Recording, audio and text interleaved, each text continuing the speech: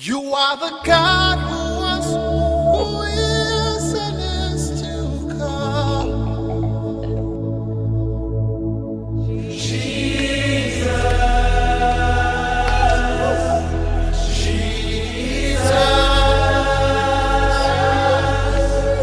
and in you I trust. My life is in your hands, Jesus. You are the miracle working God, and you are Yahweh. You are Yahweh. Oh, you are Yahweh. You are Yahweh. You are Yahweh.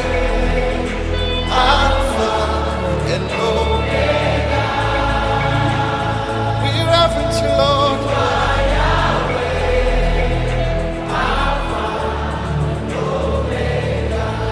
Kuna manea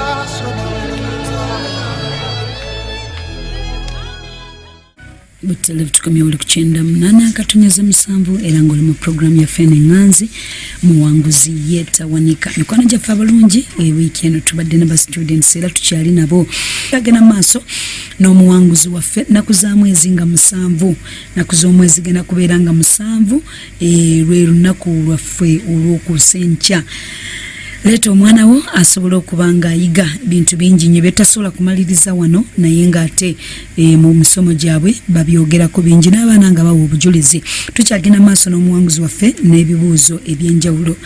Hello. Wanje munnange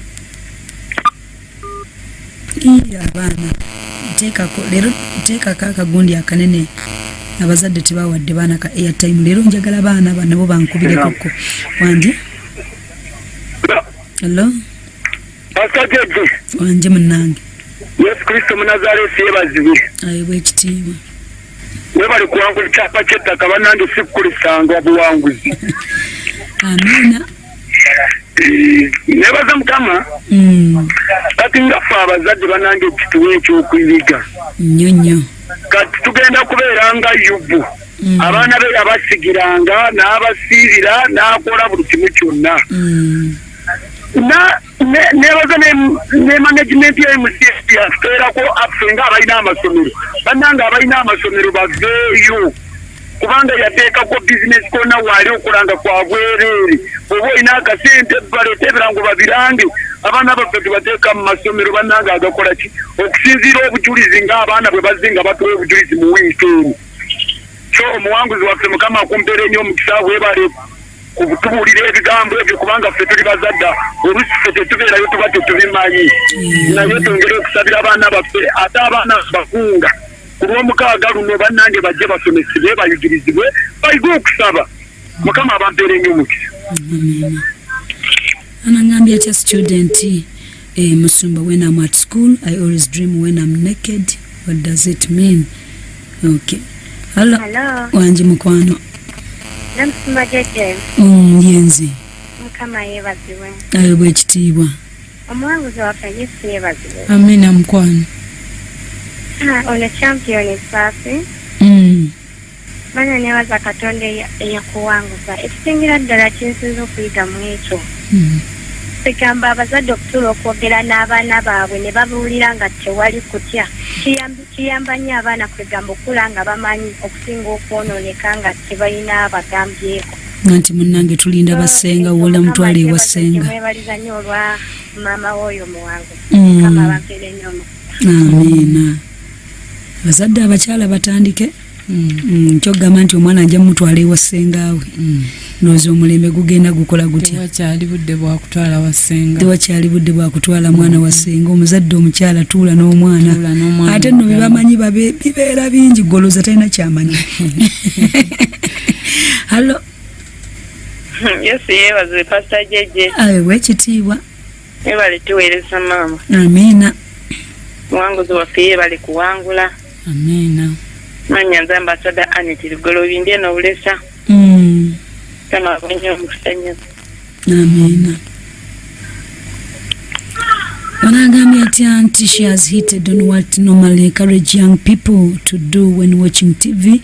Evaluation by having a pen, a notebook and noting down constructive lessons learned from every movie program watched and doing an evaluation themselves.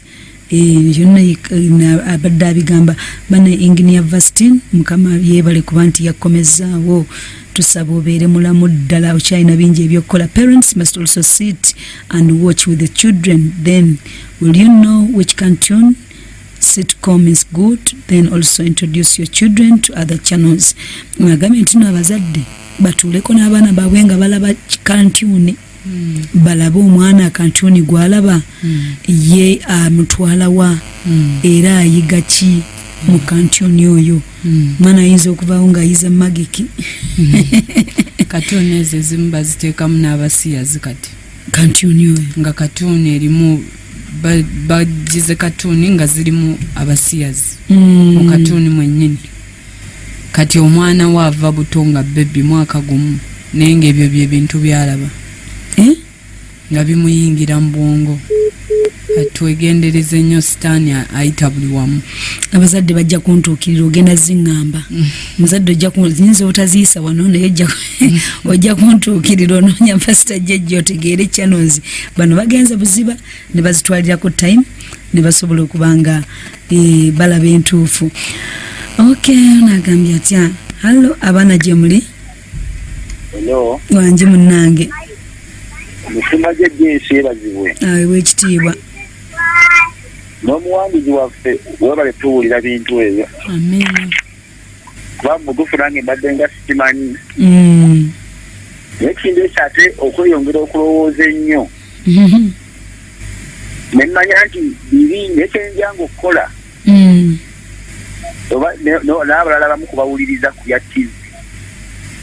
Erudda naye zino ziyambyako kale balina abaana bye bayiga isi bayigirako anti kwe kumanya programu gy'alina okuba nga atunuulira ennungi. Kati ekireeta oluusi obuzibu omusanga alina oluusi byalaba n'ojjako bujja yinza okuleetako okumunyiza obuyiriza n'atayiga gwe byeyagala ayige naye bw'otwala obudde n'ofaayo okulaba ng'omukira ebibi ebiri mu ebyo byalaba ogenda okulaba nga kikyayo yekka. Gwe muweereze eno abaana bajja kwesoma Wednesday kyovula tukukkiriza abazadde bo beetegeera kituufu bajja kwetegeera ne basootinga.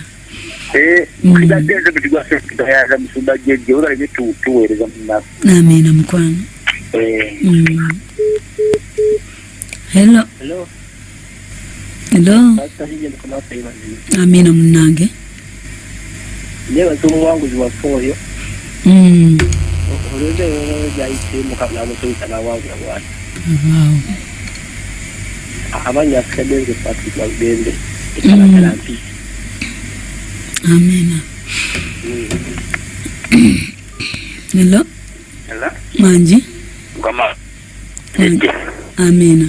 Amanya gange bampita tulenda okusinziira ne nansa nakiwa nebaza omuwanguzi waffe oyo kati ekibuuzo kyange mbadde mbuuza alina emyaka kati emeka kale tojja kibuuka. Allo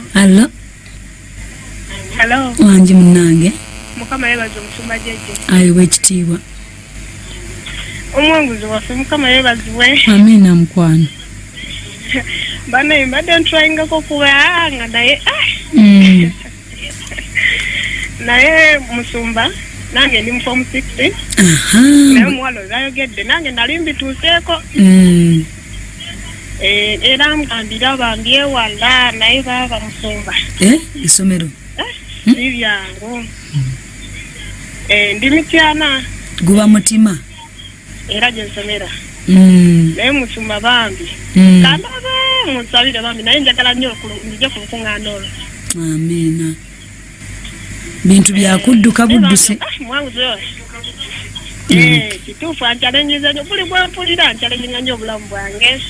Kale mwebale munnange nayagadde nnyo ba student era bw'obanga oli student abazadde mwandisonyiye ne mutakuba nnyo n'empulira ku ba student. Amina mukwano. Nebantatanuzire sauti mwibice bukoto nayo ntubide wanuse kuko entebe rode kinjagala kuwabura abana bo nayo katonda buyayambye nbari kukabacharo batu banywerere mu katonda tubabankasa musono watandika bulungi nasemba nanga onja kubera umusimwe ngero yindi singu katonda bampera omukisa naye nga banzara bumbire Busheni district. Naye olwa Sunday olwa Saturday no bobanga toyina mwana guwalese tojja ojja kujja mu bwasi era abazadde tuba musuma tomu abayimusana abagobamu abaana mujja balindira bweru awo baana basobole okweyabya muzadde bwobeerawo omwana teyeeyabya naye bwovaawo asobole okweyabya bulungi.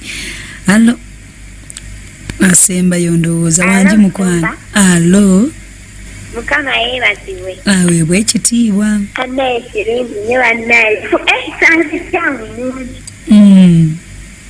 Wansi waffe Mukama yeebazibwe. Amina mukwano. Nanja nsinaffe apasi nakubidde endiga yazo.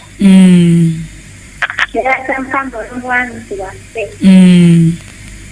Buwanguzi bwaffe balikuwanga bannaye oyise muwingize busumba nze mpinza leediyo sirina bazadde naye leediyo eyo neyenzizizaako amaanyi era n'okukulira okwabasibiza.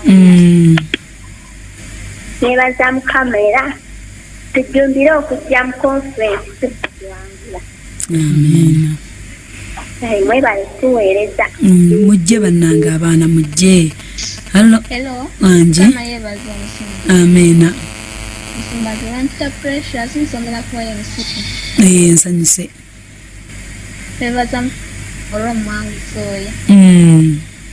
Kati banne omusumba byogera byonna bituufu bibeerayo abana abalokole batulabanga bafala okubeera nga tolina boyfriend obeeranga ekintu ekiryawo. Naye twebaza Mukama olwa himself Pastor Tom. Mukama akuwa omukisa. Bakulabanga atategeera. Sorry bannaye ng'abadde nkyayagala. Ba student mamba muyitamu Mukama nange mbasabira amasimu gano mwekka. Hello. Wangi. Yes, yeebaza omusumba Jeje. Wekitiibwa. Ono Lutamaguzi ndi Bulenga. Nebaza Mukama kulanguza oyo mwanguzi Mukama yeebazibwe. Amina. Tusiime nnyo olw'obujulizi obwo naye abaana tuyita mu bizibu bingi. Olaba okasi we bayita mukeme n'abalenzi. Nammwe. Tuyita mukeme wakungi omuwala ayinza okwesibako oluusi akusinga n'obukulu. Ogenda okakana ng'akozeseza ensobi. Naye twebaza Mukama. Kubanga tusirika Yesu Kristo n'atulokola. Amina. Programu eyo tuwadde nnyo omukisa era Mukama bongere obuwanguzi. Amina. Tuyanziza nnyo. Mubeere bulungi. Tukulinze. Leero bannanga abazadde mulekeeko abaana bakube ku masimu bayitemu. Leero gawummuza agago. Pastor Prescott Amunemusima, she's a student, Metropolitan International University. Thanks for program. We youth bali be bavubuka b'omulembe. Amina. Mukama waffe omulungi yeebazibwe. Amina. Nze Dorine mu Makerere.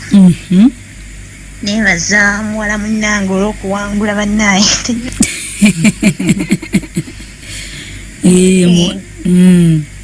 Njagala kwongereza kweyo point ey'okulaba busopusi biki movies ku TV. Amazima obuntu obwo bujjirako amafuta amabi ag'enjawulo aga sitaani actually. Kubanga nze we nalabanga obuntu obwo nga n'okwaka njaka. Kubanga si ekyo nga mpulira nga neegombye oba gaayi ali mu muvi eyo kwegamba. Ebintu by'okuleka abaana babeere ku TV for the full day kirungi bannaaye. Mukama amumpeera omukisa omuwanguzi waffe amunyweze. Amina. Kale. Amina. Abaana mwekka mmwe benkwata bw'oba omuzadde leero weesonyiwe nkwate ku baana tuwulire kye bagamba. Hallo. Hello musumba Jeje. Wangi. Mukama yeebazibwe nnyabo. Amina. Muwanguzi waffe Mukama yeebazibwe. Amina nnyabo. Tobale kuwangula nnyabo. Ekitiibwa kya Mukama. Obujulizi butuwadde nnyo omukisa era tuweereddwa nnyo omukisa. omukisa. Olukuŋŋaana lw'abastudenti tujja ku Saturday nzijja. Amiina, ako kansanyusa. Amiina. Tuma mwebale banne okuweereza puroguramu etuwanye omukisa. Amiina. Etuwigiriza bingi bye tutamanyi. Mbadde Prosper ntumvidde wano ebugoloobi. Wow. Mukama akuwumuzza. Amiina. Amiina. Bastudenti muli ludda wa halo. Hello. Wanje. Musumbagejje Mukama yeebazibwe. Wekitiibwa. Omuwanguzi waffe Mukama yeebazibwe. Amina sabu. Musumbagejje ensonga omwana we gyayogedde n'asonyiwa wadde abazadde obadde otugobye naye abompemu wakati kakamu musumba omwana wange asoma musomo lirintyani nnyo era nze namugyeyo tutagenda musindika ku lw'omukaaga nga nze kenyini ngenda mwevugira muleeta agende mu lukuŋŋaana olwo eyo naye ensonga yonna gyayogedde musumba ndi musomesa musumba ekintu omwana we kyayogedde kikulu nnyo ekisookera ddala byonna abaana tulina obba kontrolinga ne muvi ze balaba musumba ndi musomesa wa history CRE kakati bw'omwana bw'otakontrolinga bintu kibyabwokinga balina bulove stories obwo bwe balaba balina obuntutu bwe balaba obwo jjukira buleeta instinct z'omwana okwambuka waggulu omwana n'afuna ebitemo bingi agenda okuvaawo kize bannaye gy'omunywa kati yankola alabika bulungi kugamba ebintu ebijja omwana mu mwoyo kigaye eri basomesa bannange nti bannaye otuba tugira nga obadde mulina special union mugezeko okuwokinga movies kizemuwa abaana okukola ki okulaba ate kati muzibaweera mu masomero eyo